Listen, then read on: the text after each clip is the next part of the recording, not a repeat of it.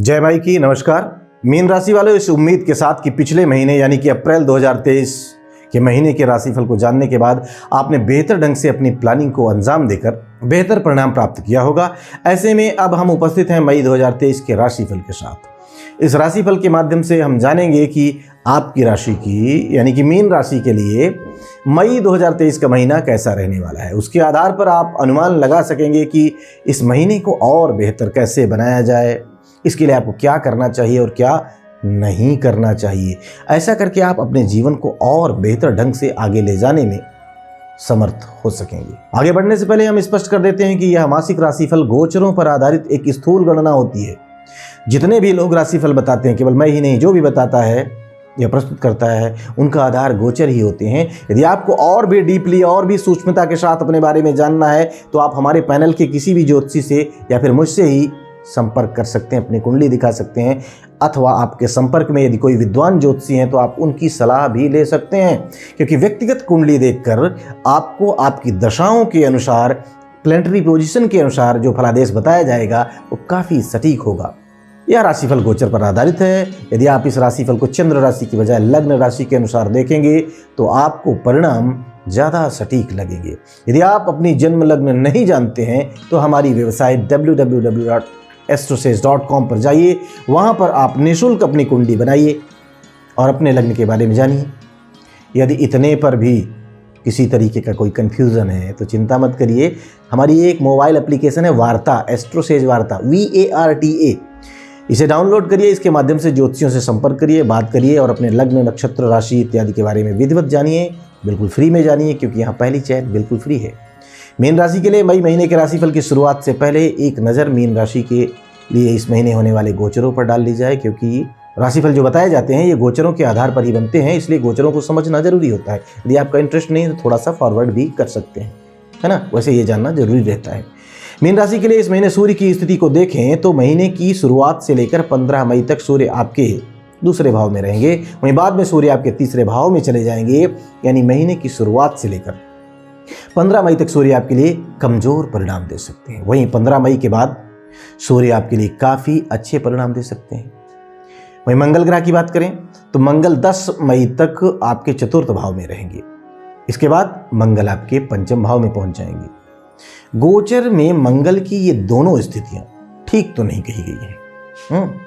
बुध ग्रह की बात करें, बुध ग्रह पूरे मई के महीने आपके दूसरे भाव में है, लेकिन बुध 15 मई तक वक्री हैं और 10 मई तक अस्त। यानी कि बुध ग्रह आपको काफ़ी हद तक फायदा पहुंचाने की कोशिश कर सकते हैं, लेकिन प्राप्तियों में कुछ व्यवधान या विलंब देखने को मिल सकता है। बृहस्पति की बात की जाए तो पूरे महीने आपके दूसरे भाव में है, केतु के प्रभाव में है। ऐसे में बृहस्पति आपको काफ़ी हद तक अनुकूल परिणाम देना चाहेंगे।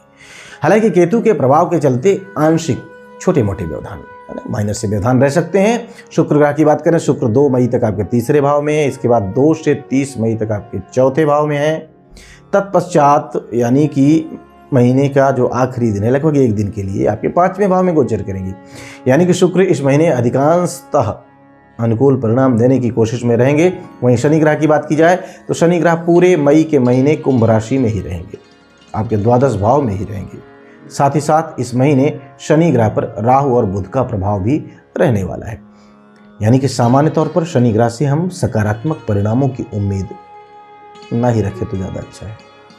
वहीं राहु ग्रह आपके दूसरे भाव में पूरे महीने प्रभावी रहेंगे। साथ ही साथ राहु पर केतु और शनि का प्रभाव भी रहेगा, अर्थात राहु आपके फेवर में नजर नहीं आ रहे। वहीं केतु की बात करें तो केतु आपकी कुंडली में गोचर के रूप में आपके 8वें भाव में रहेंगे। साथ ही केतु पर राहु और गुरु का प्रभाव भी रहेगा। ऐसे में केतु से हम अनुकूल परिणामों की उम्मीद नहीं रखेंगे, क्योंकि इसकी भी प्लेसमेंट ठीक नहीं है।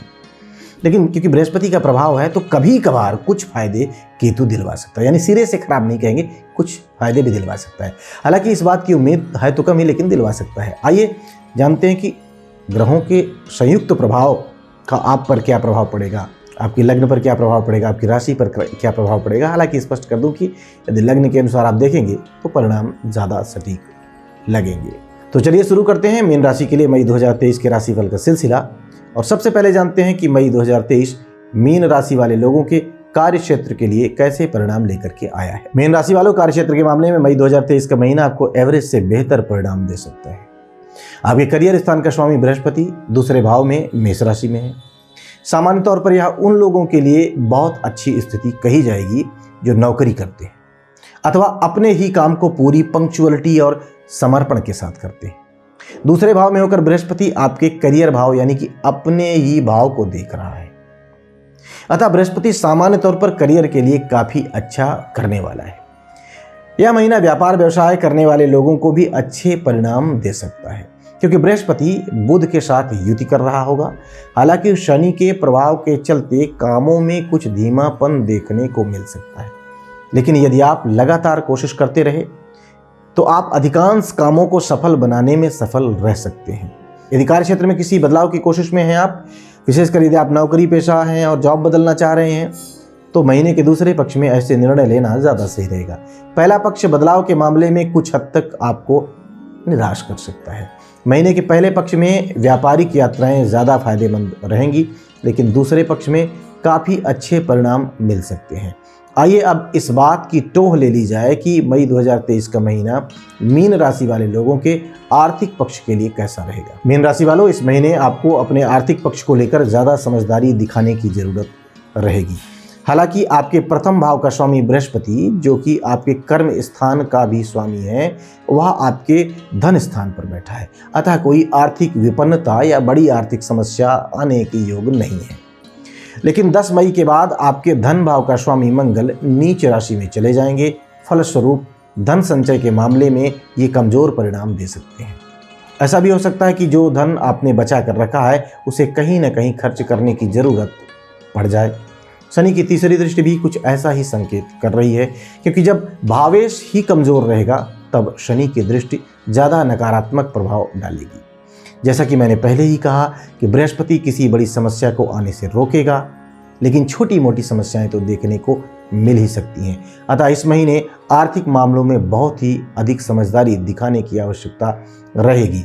यदि कर्ज या उधार से संबंधित मामलों में कोई सकारात्मक पहल करनी है तो या तो आप इसे 10 मई से पहले संपन्न कर लें अथवा 15 मई के बाद करें, क्योंकि बीच के 5 दिन आर्थिक मामले के लिए काफ़ी कमज़ोर हैं। इन दोनों की तुलना करें तो 10 मई के बाद वाला समय कर्ज चुकाने के लिए ज़्यादा अच्छे परिणाम दे सकता है, क्योंकि उस समय धन खर्च तो होना ही है।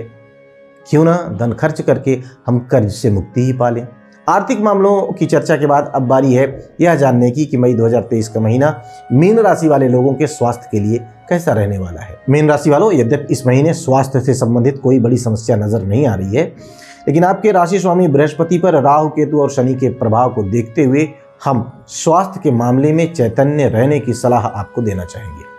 यानी कि स्वास्थ्य को लेकर किसी भी प्रकार की लापरवाही नहीं दिखानी है। खासकर खान पान के मामले में आपको बहुत ही अधिक संयमित रहने की आवश्यकता रहेगी।